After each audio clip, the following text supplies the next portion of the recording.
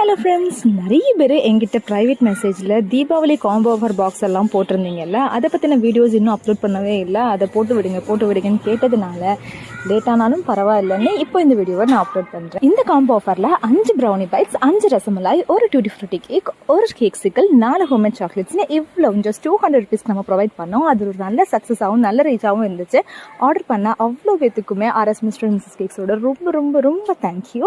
So இதெல்லாம் delivery பண்ணுறதுக்காக 1 day before நாங்கள் கிளம்பிட்டோம். எல்லாருக்கும் டெலிவரி பண்ணலான்னு அத்வியும் ராகேஷும் நானுமா ஆட்டோலேயே போய் டெலிவரி பண்ணிட்டோம். பிஸியஸ்ட் கேக் ஆர்டர் ஆட்டு தீபாவளி அன்னைக்கு இந்த கேக் தாங்க ஆர்டர் இருந்துச்சு. பட் இது என்ன ஃப்ளேவர்ன்றது எனக்கு சத்தியமாக ஞாபகத்தில் இல்லை.